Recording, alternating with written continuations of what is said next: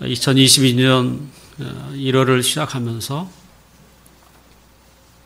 교회가 교회다운 모습, 교회의 참 모습이 어떤 모습인가,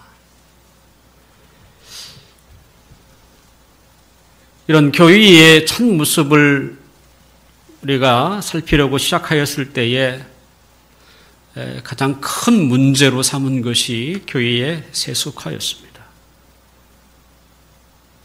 그러니까 세상의 정신과 또 세상의 중심이 교회 안으로 들어와서 버젓이 교회 노릇을 하는 것이죠. 그것이 교회의 세속화라고 말할 수 있습니다. 과연 교회가 그런 모습을 가지고 세상에 희망이나 생명을 줄 수 있을까? 더구나 코로나가 2년 넘게 지속하면서 그 존재마저 위태롭지 않을까? 이 땅에 복음이 들어온 지 130년이라는 그 짧은 기독교 역사를 가진 그 한국교회가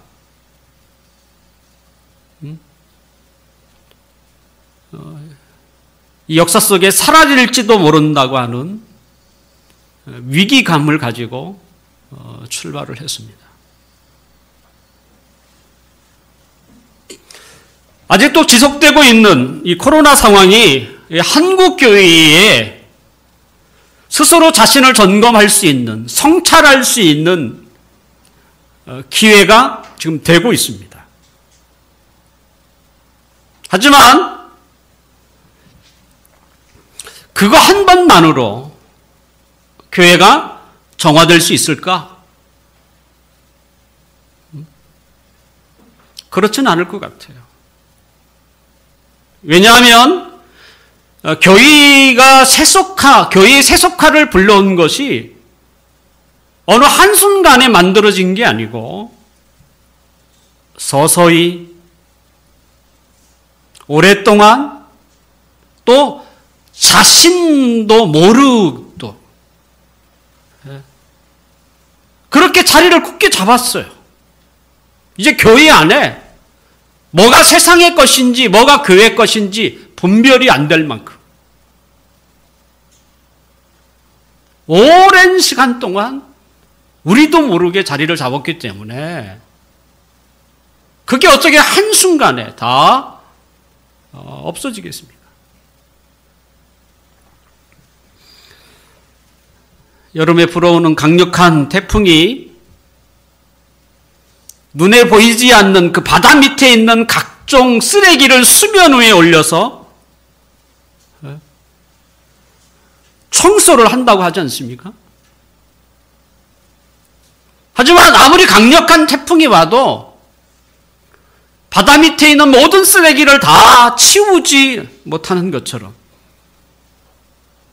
한국뿐만 아니라 전 세계의 교회에 가라앉은 그 세상의 것들을 정화시키는 일에는 코로나와 같은 일들이 더 많이 일어나야 한다는 것입니다.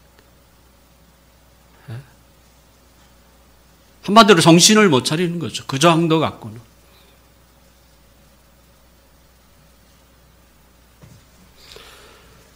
교회가 정상적인 교회에 이어야 한다.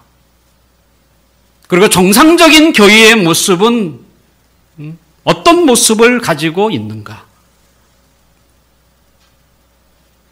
그건 우리만 고민하는 게 아니고요.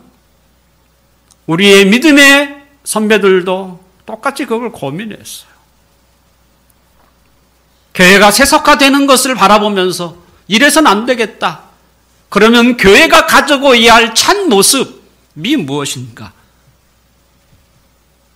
그들은 성경을 바탕으로 해서 교회가 반드시 가지고 있어야 할 교회의 참 모습을 세 가지로 선별을 했습니다.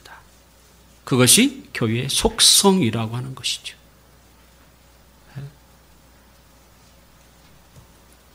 교회는 예수 그리스도를 구주로 하나님과 주님으로 믿고 그를 믿음으로 그 예수의 생명을 얻어서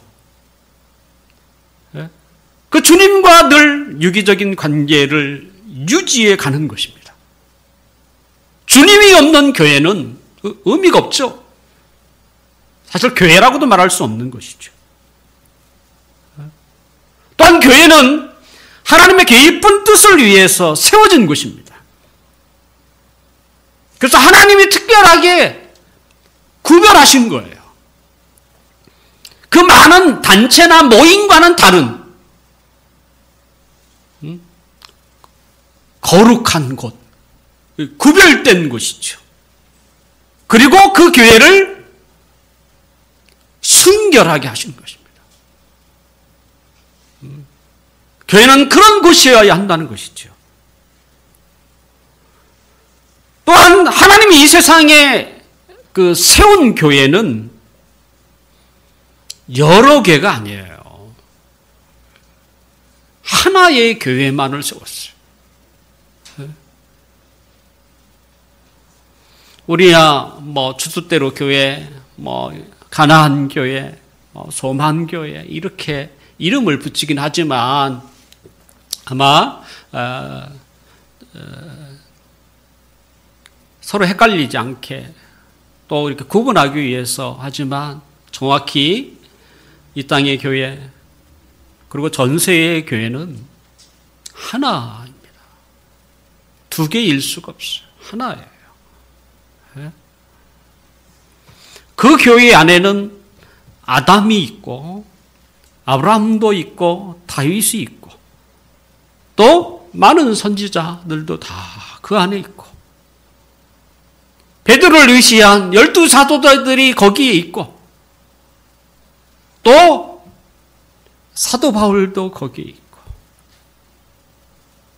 우리도 거기에 속해져 있습니다. 시간과 공간을 초월하여 세워진 교회라고 해서 그 교회를 보편적인 교회, 캐톨릭 처치라고 부릅니다. 사도신경에서 거룩한 공회라고 하는 이 보편적인 교회. 그래서 교회는 여러 개가 아니에요. 원래는 하나입니다.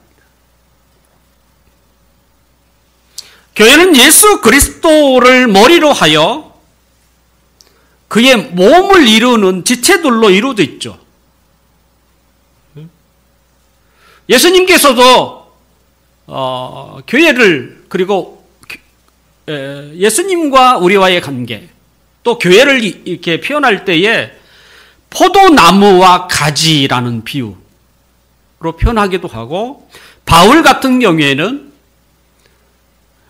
몸의 신체에 따라 손과 발과 같은 지체들로 표현을 했어요. 포도나무의 가지 그리고 그 몸을 이루고 있는 각종 지체들. 사실 그런 표현을 통해서 보면 그것들은 하나의 인격체는 아니죠. 하지만 실제적으로 그건 표현이고 실제적으로 교회 곧 그리스도의 몸을 이루는 한 사람 한 사람은 완전한 인격체라는 거예요. 이 말은 뭡니까? 책임을 지고 있는 사람들이라는 거예요. 단지 포도나무에 붙어 있는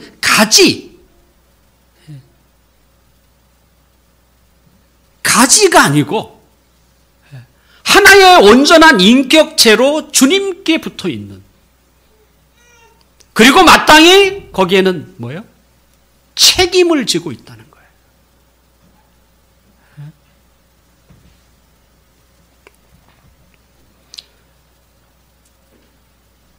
교회가 참된 모습을 유지하고 지켜내가는 것. 그들이 가지고 있는 그 모습. 그것이 이제 세 가지 속성을 가지고 있어야 한다라고 우리가 이야기를 하고 있는 거 아닙니까? 그런데 그 속성을 유지하는 데 있어서 가장 중요한 게 뭡니까? 우리 한 사람 한 사람. 하나의 인격체를 가지고 있는 그 성도들 한 사람 한 사람. 그들이 교회고 또 그 한 사람 한 사람이 그 교회에 있어서 굉장히 중요한 사람들인 거예요.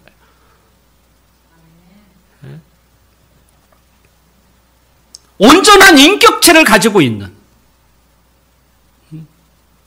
포도나무에 있는 그 가지라고 하는 이런 그저 그냥 옆에 붙어 있는 이런 게 아니고 그 교회의 책임을 가지고 있는 사람, 그리고 스스로 선택할 수 있는 사람, 그 한 사람에 따라서 그죠? 그 교회가 어떤 모습으로 바뀌는지를 결정할 수 있는 사람. 그만큼 그 사람, 성도들 한 사람 한 사람이 중요하다는 것이죠. 인간이 이런 그 인격을 가지게 된 거, 인격이 얼마나 중요합니까? 스스로 생각도 하고 또 뜻을 두기도 하고 때로는 느끼기도 하고 그래서 그렇게 행동을 하잖아요.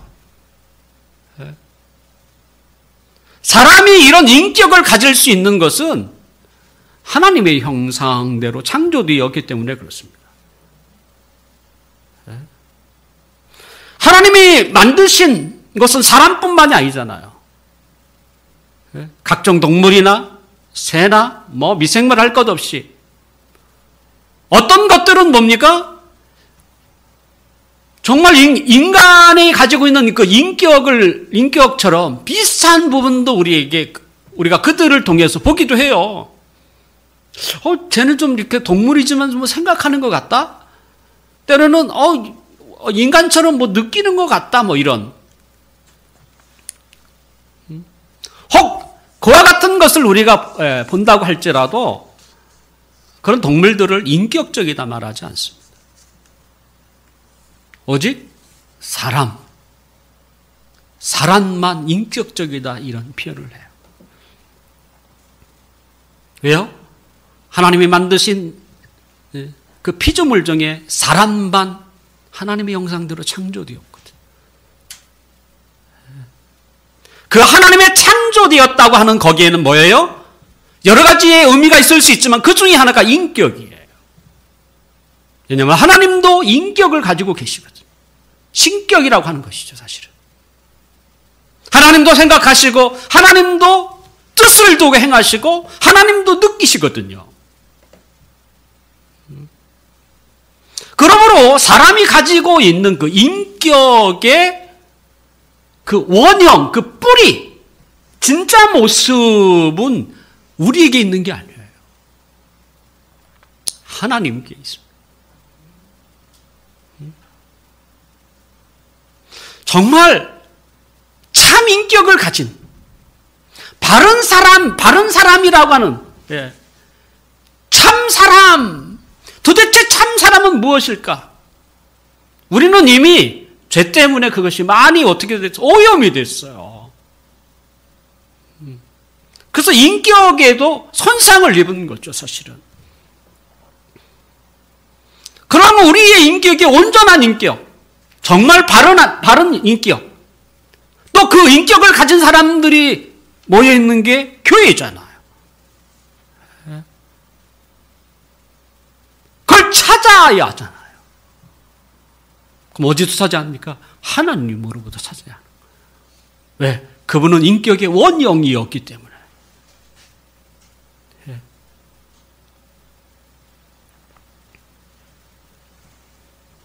그러므로 교회의 지체로서 우리 한 사람 한 사람, 즉 인격을 가진 우리들이 충분히 그 인격이 아름답게 발휘되기 위해서는 어떤 삶이 요구될까요?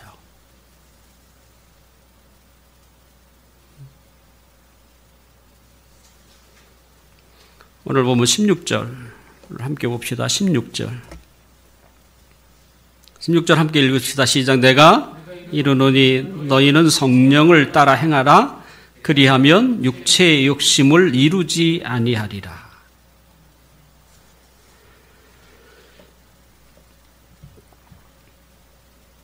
너희는 성령을 따라 행하라. 그리하면 육체의 욕심을 이루지 아니하리라. 두 가지가 소개되어 있습니다. 하나는 성령을 따라, 다른 게 아니라 하나님을 따라 행하라. 또 한 가지는 육체의 욕심이 나와요.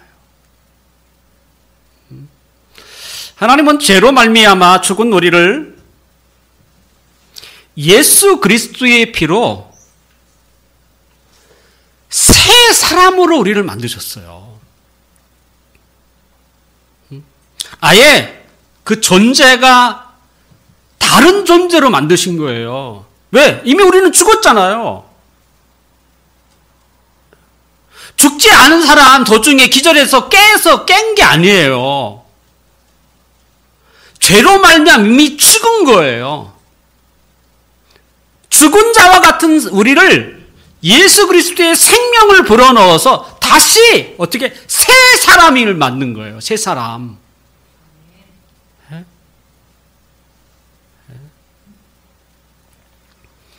그래서 하나님이 우리를 새 사람 만들었어요. 그러면 새 사람이라면 새 사람다운 삶을 살아가야 되잖아요.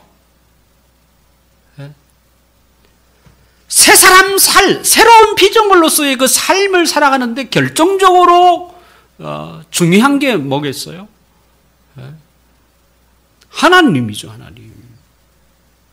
하나님이 우리에게 그런 힘을 줘야 되고 지혜도 줘야 되고 필요한 것도 공급해야 되고 우리를 그렇게 인도해야 되잖아요.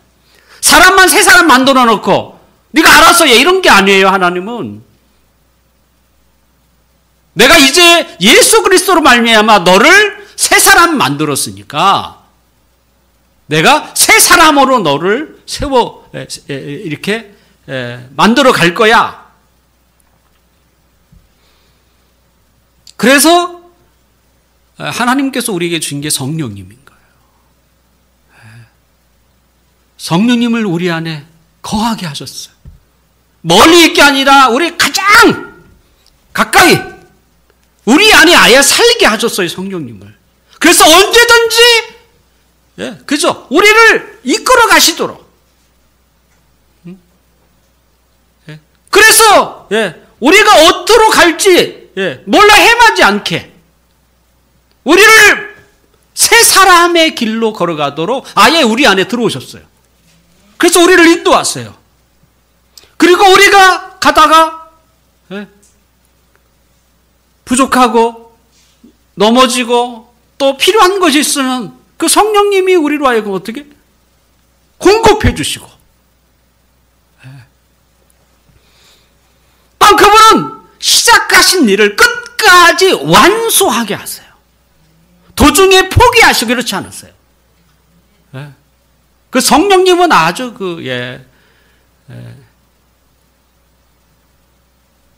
포기의 달인이 아니라 끝까지 우리를 끈질기게 이끌어 가시는 달인이세요. 그래서 성령님의 별명을 보면 도중에 우리가 넘어지면 우리를 위로해 줄 수 있는 위로자요. 때로는 우리의 말을 들어줄 수 있는 상담가요. 카운셀러라고. 때로는 우리가 요구할 때 우리의 소리에 귀를 기울이고 우리를 기꺼이 도우시는 그 헬퍼, 돕는 자로. 때로는 갈 바를 어디로 갈지 몰랄 때 우리의 길에 가이드, 인도자로서 성령님의 역할이 우리에게 맞춰져 있어요. 새 사람 된 우리들이 그 새로운 삶을 살아가도록 철저히 우리와 함께 해주시는 분 성령님. 근데 그 길 어떤 길입니까? 우리의 인격의 원형이신 그 하나님 성령을 따라 사는 거예요. 완전한 인격이신 그 하나님을 따라. 왜? 예전에 우리는 어떻게 해요? 죄로 말미암아 우리의 인격들이 많이 손상을 당해서 뭐가 바른 길인지 뭐가 성결한 길인지 참 길인지를 모르고 그러니까 우리가 제대로 걸으려면 어떻게 해요?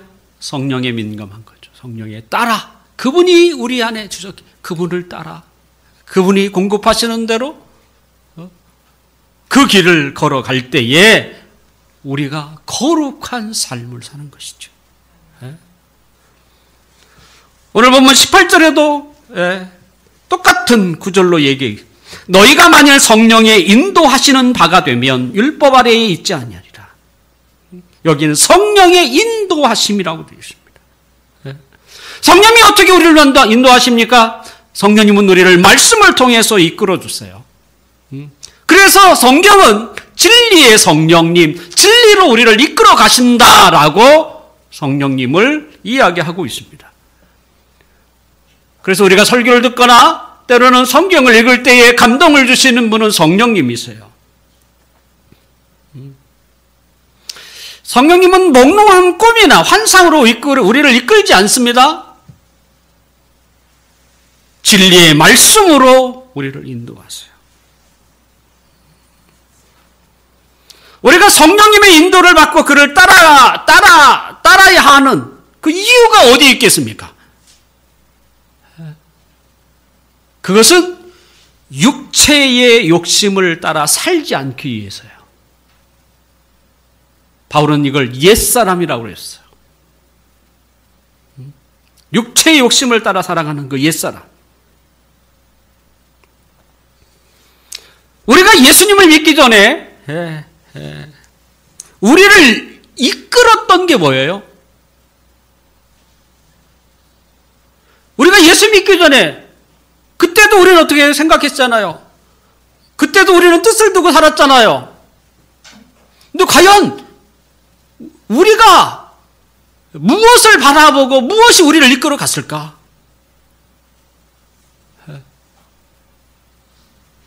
그것도 다른 게 아닙니다. 우리 육체가 원하는 대로 간 거예요. 내가 원하는 대로 간 거예요. 다른 사람도 아니에요. 내가 가고자 하는 그 육체가 원하는 대로. 오늘 본문에는 육체의 소욕이라고 되어 있습니다. 우리가 그렇게 살았어요. 그런데 우리가 마음에 원하는 대로 살면 나타나는 것들이 있대요. 그게 오늘 본문 21절,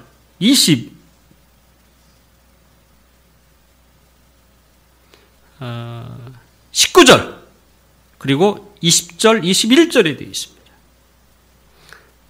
우리 19절과 20절, 21절 세 구절 한번 읽어볼까요? 시작. 육체의 일은 분명하니 곧 음행과 더러운 것과 호색과 우상 숭배와 주술과 원수 맺는 것과 분쟁과 시기와 분냄과 당 짓는 것과 분열함과 이단과 투기와 술 취함과 방탕함과 또 그와 같은 것들이라. 여기까지. 그와 같은 것들이라. 여기에 보면 15가지의 그 목록이 소개되어 있습니다. 근데 15가지가 아니에요. 그 외에 그와 같은 것들 이라고 소개하고 있는 것이죠. 죄로 말미암아 타락한 자들의 살아가는 삶은 어떻게 해요? 그 본능이 요구하는 대로 살아가는 거예요. 그 본능이 요구하는 대로 생각하고 또 거기에 뜻을 품기도 하고 또 거기에 감정을 나타내기도 하는 것입니다. 자, 그 본능에 따라 살다 보면 뭐 나쁜 생각도 하죠. 하지만 그렇다고 해서 다 나쁜 행동만 하는 것은 아닙니다. 우리 주위에도 좋은 일을 하는 사람도 있습니다. 똑같은 인간이지만 우리가 보기에도 참 아름답게 보일 만큼 선한 일을 하는 사람도 있습니다. 예수님을 믿어야만 선한 생활을 하는 것은 아닙니다. 대체적으로 믿지 않는 사람들이 믿는 사람들보다 더 우수하고요, 위대한 일을 많이 합니다. 역사를 빛난 사람들. 하물며 그 아이들이 역사를 빛낸 백인 노래 부르잖아요.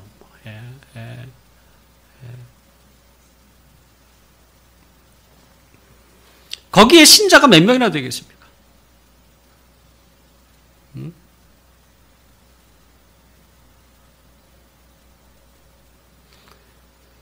예수 안 믿는다고 해서 위대한 사람이 없는 게 아니고 위대한 사상가가 없는 게 아니에요. 하지만 우리가 분명히 기억해야 할 게 있죠. 예수를 믿는 이유는 이 세상에 위대한 사람이나 유능한 사람이 되는 게 아닙니다.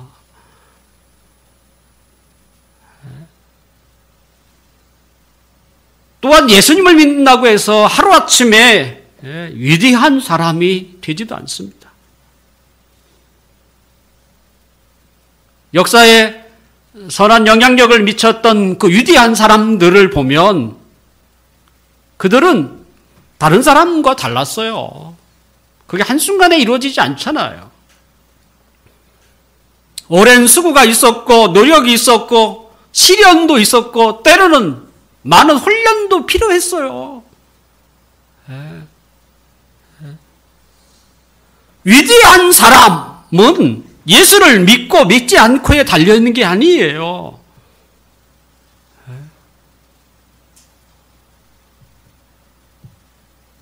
성경이 우리에게 요구하는 삶은 거룩한 삶을 살아라는 거예요.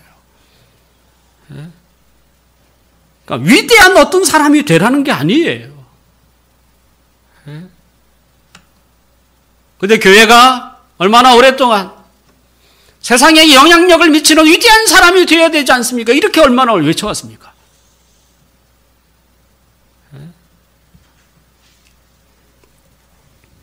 인간이 육체의 욕심, 육체가 원하는 것이죠. 따라 살아간다고 하는 것에는 인간이 가지고 있는 그 이상, 그 꿈이라고 하잖아요. 나에겐 이런 꿈이 있어. 그런 꿈을 가지고 세상 사람 살잖아요.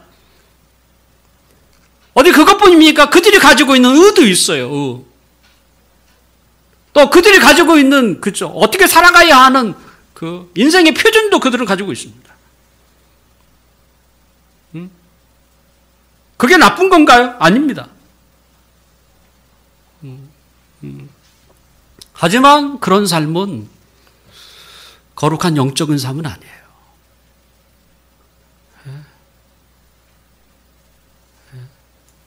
남에게 선을 베푸는 게 그게 나쁜 짓 아닙니다.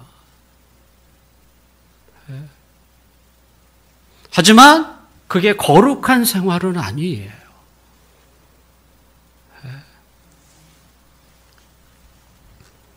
오늘 보면 17절에 보면 육체의 소욕은 성령을 거스리고 성령은 육체를 거스르나니 이 둘이 서로 대적함으로 너희가 원하는 것을 하지 못하게 한다고 했습니다.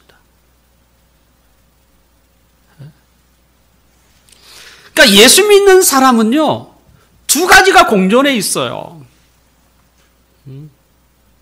하나는 성령님이 계세요. 근데 여전히 우리는 어떠해요? 그 죄의 영향을 받은 그걸 또 가지고 있어요. 단지 예수 그리스도로 말미암아 새로운 피조물이 됐는데 아직 우리의 모습이 거기에 따라가지 못하는. 그래서 성령님도 있고 또 뭐도 있어요? 예전에 우리의 옛사람이 여전히 공존하고 있어요. 그래서 둘이 싸운다는 거예요. 그래서 서로 원하는 것을 하지 못하도록. 싸우는 정도가 아니라 대적을 한대요.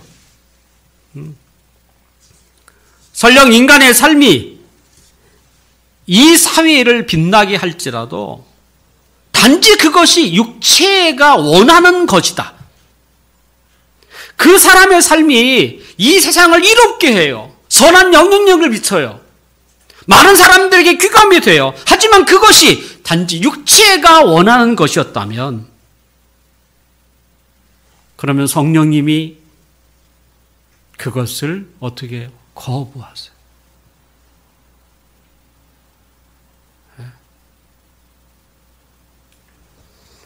아무리 착한 일이라고 할지라도 성령님은 그것을 대적하십니다. 쫓아버립니다.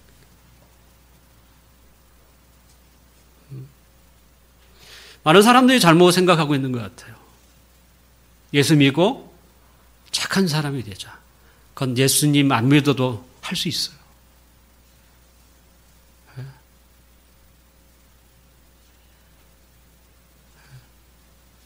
너무 예수 믿는 것이 너무 다르게 생각하고 있는 거예요. 만약 그렇게 교회가 가르친다면 그건 교회의 세속화예요.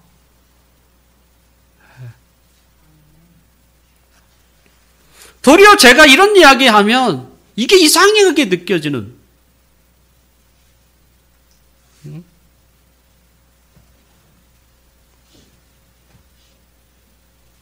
왜 성령님은 그 착한 일을 대적하시고 또 역사에 훌륭한 영향력을 미칠 수 있는 것들마저도 다 버리라고 하시는가?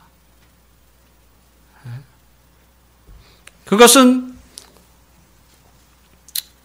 우리가 육체와 함께 정욕과 탐심을 십자가에 못 박았기 때문에 그렇습니다. 오늘 24절, 오늘 본문 24절 한번 읽어봅시다. 시작. 그리스도 예수의 사람들은 육체와 함께 그 정욕과 탐심을 십자가에 못 박았다. 육체가 원하는 뭐겠어요? 탐심이죠. 때로는 정욕, 그걸 십자가에 못 박았다는 거예요. 못 박은 사람들이 바로 예수의 사람들, 신자라는 거예요. 성도들이라는 거예요. 더러 어떤 성도들은 이렇게 생각을 하기도 합니다. 뭐냐면 좋은 것은 그냥 남겨두고 그릇되고 잘못된 것만 버려야지. 그래서 예수 믿기 전에 자신이 가지고 있는 꿈이 있는 사람도 그건 좋은 거야. 왜 버려? 그건 끝까지 가지고 가야지. 이렇게 생각하시는 분도 계세요.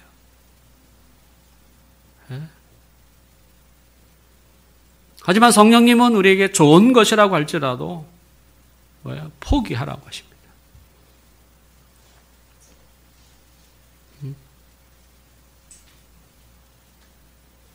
단지 예수 믿는 것은 하나님을 통해서 예전에 자신이 꿈꿨던 걸 이루려고 하는 게 아니에요. 그건 변한 게 하나도 없습니다. 뭐가 변했어요? 하나님은 그것 때문에 우리를 부르신 게 아니에요. 그렇게 살아서는 세상에 정말 생명을 줄 수 있는 게 아닌 거예요. 우리의 인격의 원형이신 그 하나님을 따라 살아가는 거예요. 우리의 인격이 손상됐던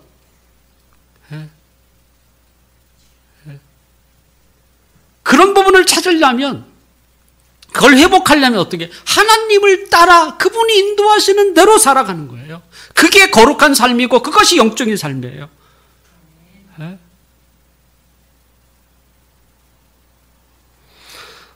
우리가 몸담고 있는 그 교회가 어떤 교회가 되기를 원합니까? 참 교회, 바른 교회, 정상적인 교회가 되어야 한다. 그런 마음으로 우리가 열정을 다하고 하나님을 섬기려고 할 때에 뭐가 오겠어요? 두 가지가 부딪히는 거죠. 이것이 육체의 소욕인가? 아니면 성령님으로 말미암아 주어진 것인가? 분별하는 작업이 필요해요. 그렇지 않겠습니까? 왜? 우리가 좋은 일, 착한 일, 이것도 그죠? 육체에 원하는 것이라면 버려야 한다고 하니까. 이건 무조건 좋은 거 받아들여야지. 이런 이야기가 아니잖아요. 그럼 분별해야 되잖아요. 이게 육체의 마음에서 나오는 부패한 그 본성에서 나오는 것인가? 아니면 정말로 성령님의 인도하심인가? 정말로 성령님이 원하시는 것인가? 분별이 필요하잖아요. 단지 겉으로 보기에 좋은 것을 보고 이것은 하나님이 원하시는 것, 이렇게 말할 수 있나요? 아니죠.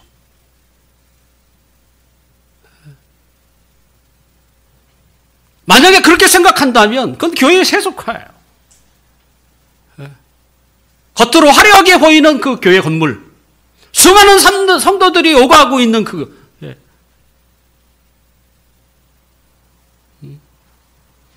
그걸 보고 우리가 그죠? 정말 그것이 하나님이 원하시는 것인가? 그것뿐인가라고 말할 수 있는가? 아니라는 것이죠. 때로는 기도하는 중에 떠오른 생각이나 떠오른 그 아이디어가 생길 때, 이건 당연히 성령님께서 원하시는 것이라고 우리가 확신할 수 있습니까? 아니에요. 그렇지도 않아요.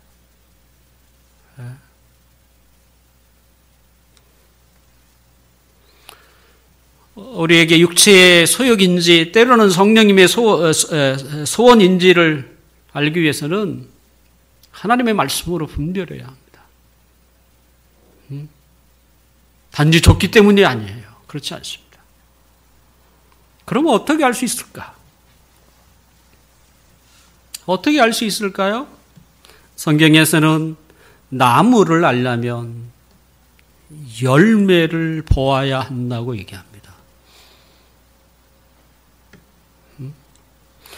그 나무가 진짜 나무인지 가짜 나무인지를 알려면 뭘 보고요? 열매를 보고 알아야 한다. 이것이 성경이 한결같이 이야기하는 잣대예요. 마태복음 7장 18절과 20절에 보면 좋은 나무가 나쁜 열매를 맺을 수 없고 못된 나무가 아름다운 열매를 맺을 수 없느니라. 이러므로 그들의 열매로 그들을 알리라. 내가 예수 믿는 사람인지 그리고 거룩한 사람인지 뭘 보고? 열매밖에 안 되는 거예요. 마태복음 예수님이 마태복음 7장 이 이야기 하실 때가 어떤 사람들입니까? 거짓 선지자에 대한 이야기를 하실 때 그들은요 예수의 이름으로 말씀도 전하고 예수의 이름으로 각종 기적을 행했던 사람들. 그것만 보고 알 수 있나요? 아니에요. 예수님 뭐라고 해요? 그것 보고 모른다는 거예요. 그때 나온 주님의 말씀이 뭡니까? 열매를 보고 열매 봐야 한다는 거예요. 그래서 주님이 모르신다고 하잖아요. 뭘 봤어요? 열매를 본 거예요. 열매를 봤더니 아닌 거야.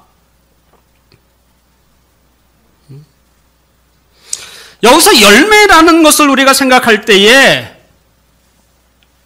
눈에 보이는 것, 그것만 생각해서는 안 됩니다. 분명 조각가가 자신의 재능을 다해서 만들어진 열매가 뭡니까? 조각품이에요. 그건 조각품으로 나타나는 것입니다. 때로는 훌륭한 건축가가, 그렇죠? 건축을 해서 나타난 열매는 뭡니까? 건물이죠.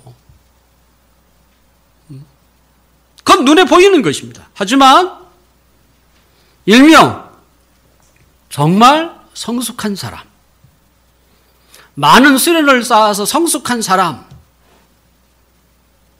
참 저 사람은 굉장히 일반 우리는 내공이라고 하잖아요. 내공이 깊은 사람이네. 뭘 보고요? 표가 하나도 안 나요. 뭘 보고?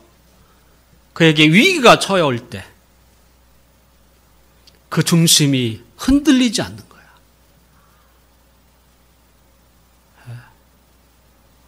당황하지 않는 거야. 내공이 있는 거예요.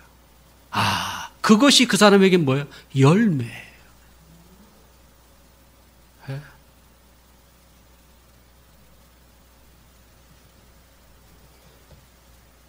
결국 육체를 따라 맺는 열매는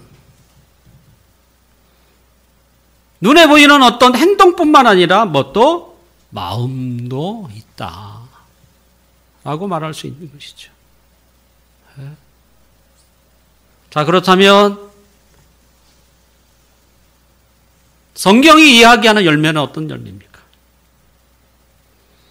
그것이 성령의 열매라고 소개하는 본문이에요. 22절과 23절 같이 한번 읽어볼까요? 시작. 오직 성령의 열매는 사랑과 희락과 화평과 오래 참음과 자비와 양성과 충성과 온유와 절제니 이 같은 것을 금지할 법이 없느니라. 이 갈라디아 5장 16절 시작에서부터 두 가지라고 그랬어요. 성령을 따라 살 거냐, 하나님을 따라 살 거냐. 왜? 그분이 우리를 인도하시고 아까 말한 것처럼 거기에 우리가 순종하며 살 거냐, 아니면 육체의 소요, 마음에 원하는 대로 살 것이냐.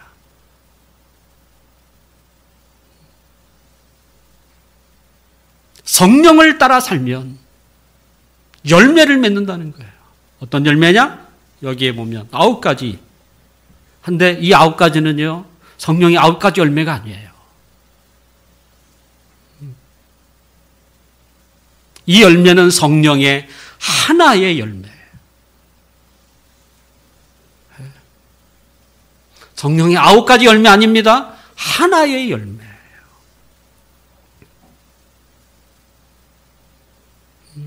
왜냐하면 우리는 인격을 가지고 있잖아. 인격이 뭐예요? 뭐 하나만 보고 아, 저 사람은 훌륭하다 이렇게 표현하는, 그렇지 않습니다. 우리의 인격은 우리의 전체를 보고 우리를 판단하는 거예요.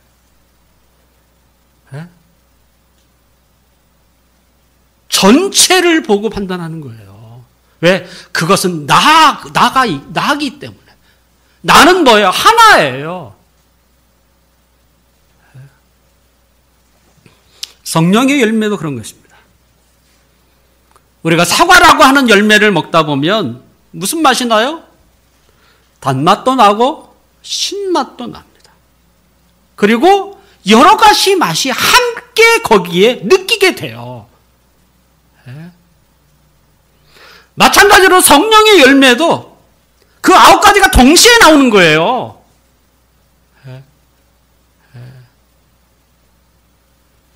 한마디로 조합이어서 나오는 열매라고 말할 수 있는 것이죠.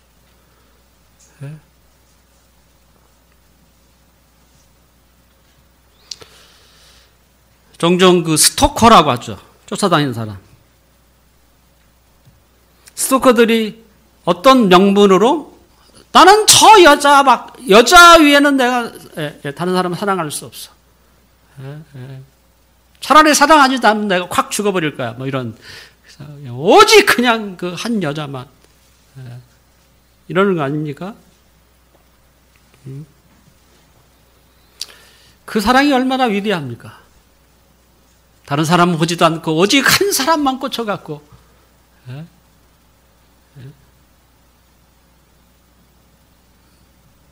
그게 온전한 것입니까?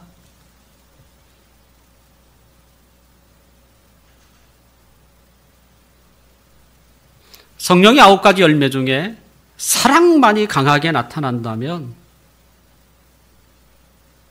그것은 성령의 열매가 아니라 인간적인 애정뿐입니다. 사랑만큼 뭐가요? 화평이, 희락이, 절제가, 또 충성이, 이 9가지의 열매들이 같이 나와야 하는 거예요. 하나만 나오면 그건 이상한 거예요. 우리는 그 스토커라고 그러잖아요. 그걸 온전하게 보지 않잖아요. 병이라고 얘기하잖아요.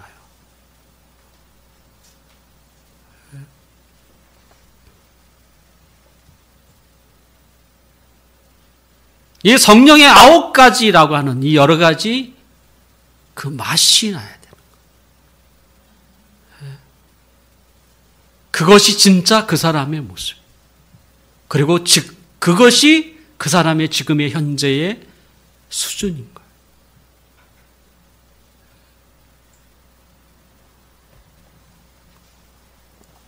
교회를 교회답게 만드는 책임자는 교회라고 하는 그리스도의 몸을 이루는 지체인 나 한 사람입니다. 한 사람이 그렇게 중요해요.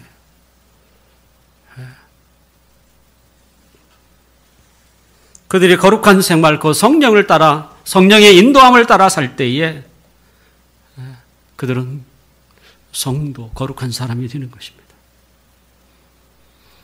우리 성도 한 사람을 빼놓고는 교회를 말할 수 없습니다. 그 교회가 참 모습, 온전한 모습을 유지하는 것은 우리 한 사람 한 사람이 성령님을 따라 거룩하게 살아가야만 하는 것입니다.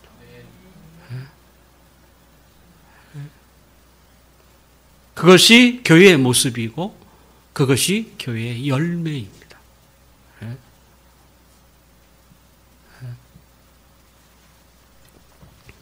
말씀을 마치려고 합니다. 그리스도인은 다른 사람들이 아니에요. 차원이 다른 사는, 영적인 삶을 살아가는 사람. 자아에서 이제는 우리의 온전하신 하나님을 따라 살아가는 사람. 방향이 다른 거예요. 나의 못다한 꿈을 이루는 삶이 아니에요. 거기에는 왜 희망이 없는 거예요. 오직 내가 하나님을 따라 살아갈 때, 성령님을 따라갈 때 그것이 참 온전한 인격인 거예요. 그리고 그런 모습이 세상의 희망이고 생명이 되는 거예요. 그런 사람이 많으면 많을수록 그 교회는 참 교회에 가까워지는 거예요.